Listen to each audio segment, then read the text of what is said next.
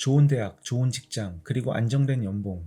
누구나 꿈꾸는 이상적인 코스를 밟아온 한 남자가 있었습니다. 그런데 아이러니하게도 그의 인생은 40대에 접어들면서 서서히 그리고 확실하게 내려가기 시작했죠. 과연 무엇이 잘못된 걸까요? 이번 영상에서는 성공처럼 보였던 선택들이 어떻게 인생의 함정이 될 수 있는지 그 숨겨진 이야기를 풀어보겠습니다.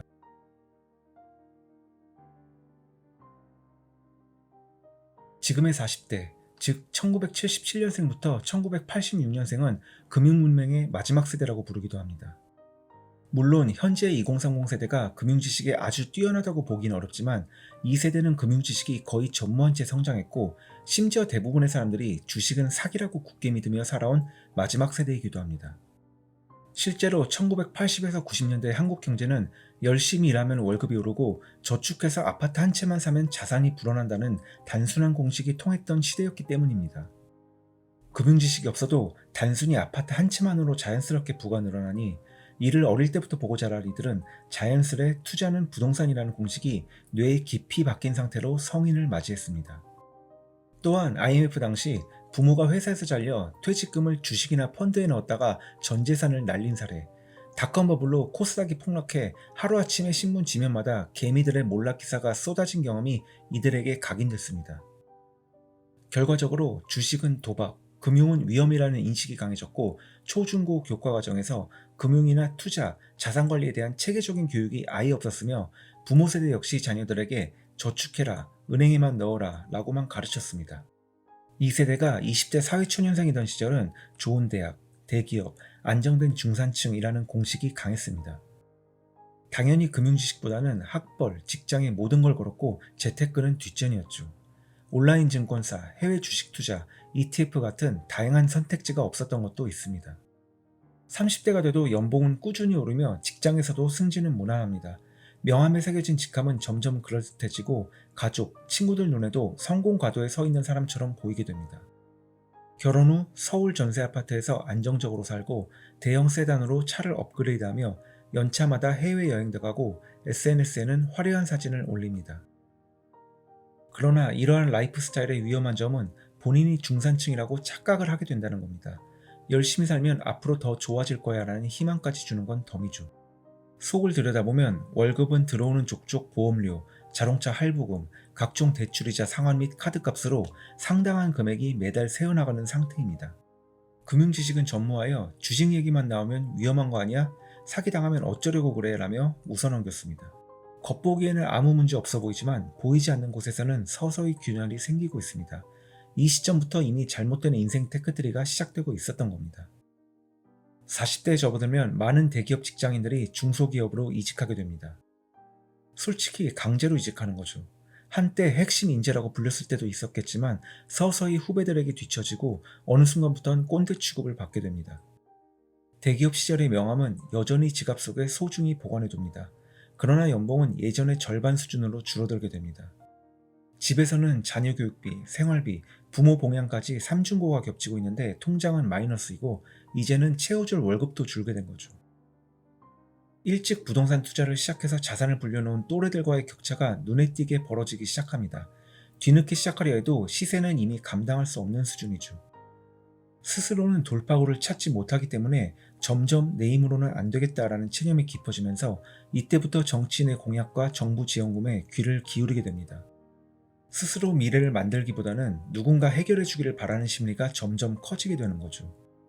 정치인의 공약에 귀를 기울이기 시작하며 이때부터 눈에 들어오는 것이 무상교육 확대, 국민연금 보장 강화, 서민주거 지원 등의 공약입니다. 30대만 하더라도 흘려들었을 정치 뉴스나 선거 유세가 이제는 본인 문제와 직결된 듯 와닿기 시작하는 겁니다. 이쯤 되면 절반은 이미 기울어진 인생 테크트리라고 봐도 됩니다. 물론 이 안에서도 스스로 금융 공부를 시작해 돌파구를 만든 사람들도 많습니다. 하지만 대다수는 정치와 제도 의존도가 점점 깊어졌습니다. 나라가 뭐 좀 해줘야 하는 거 아니야? 라는 말을 습관처럼 하게 되며 경제적 문제의 원인을 개인의 준비 부족보다는 정책이 잘못돼서로 돌리게 됩니다. 어느 순간부터 정치인의 장기적인 계획보다 선거 때마다 나오는 현금성 지원이나 세제 혜택을 기다리게 되며 국가 비전이나 거시경제 정책보다는 우리 집에 당장 도움이 되는지만 보고 투표하게 되는 거죠. 각성해서 올라가지 못한 40대들은 이 상태로 50대에 진입하게 되는데, 이들은 결국 회사에서 정리되듯 퇴직하고 중소기업에 남아있던 자리마저 끝이 나게 됩니다. 더 이상 회사원이라는 사회적 보호막도 없게 되는 거죠. 뒤처진 인생을 만회하기 위해선 월급쟁이가 아닌 자영업을 해야겠다고 결심합니다. 내가 아직 젊은데 뭔가 해야지라는 마음으로 요식업, 카페, 치킨집 같은 자영업에 뛰어들지만 경험도 없고 상권 분석도 부족한 상태라 금세 적자에 빠지고 문을 닫게 됩니다.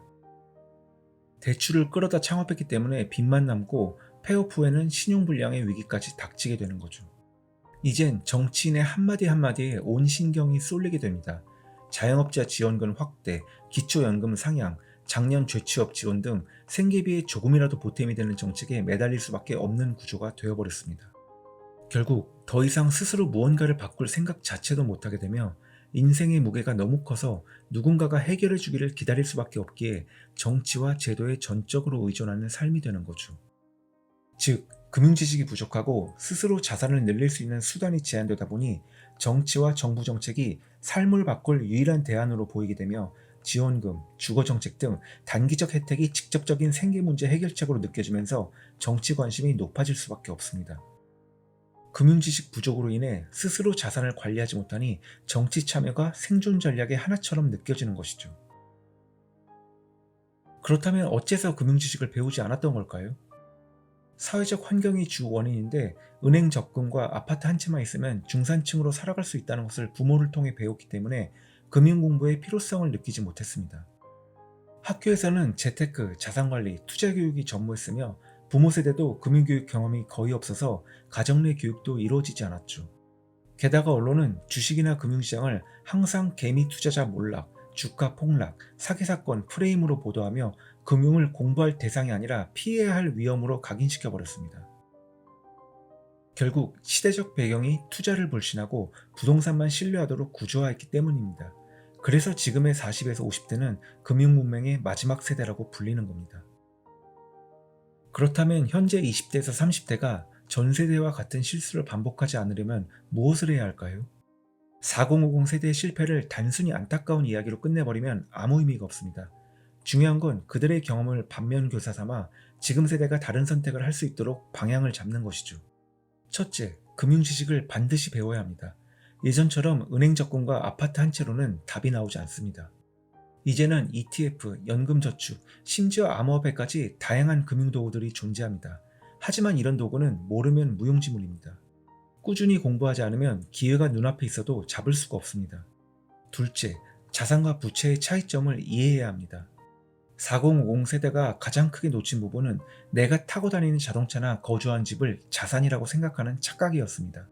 자산은 정기적으로 내 주머니에 돈을 넣어줘야 합니다. 거주하는 집이 아닌 월세를 받는 집이 자산입니다. 배당금을 주는 주식이 자산입니다. 자동차를 렌트해주고 수입이 생긴다면 차는 더 이상 부채가 아닌 자산이 됩니다. 셋째, 현금 흐름을 만들어야 합니다. 아파트 시세 차익만 바라보던 시대는 끝났습니다. 월급 외에도 배당, 임대료, 부업 등 나만의 현금 흐름을 확보해야 합니다. 그래야 회사가 흔들려도 내 삶이 흔들리지 않습니다. 넷째, 정치와 제도는 참고일 뿐 해답이 아니라는 점을 명심해야 합니다. 국가가 지원해준 제도는 분명 필요합니다. 하지만 그것에만 기대는 순간 내 인생의 핸들은 내가 아니라 정치인이 잡게 됩니다. 나의 노후는 정부가 아닌 내가 설계한다는 태도가 필요합니다. 좋은 대학을 나오고 좋은 직장에서 승승장구했던 현재 4050 세대의 수많은 사람들은 결국 금융지식의 부족으로 서서히 무너졌습니다.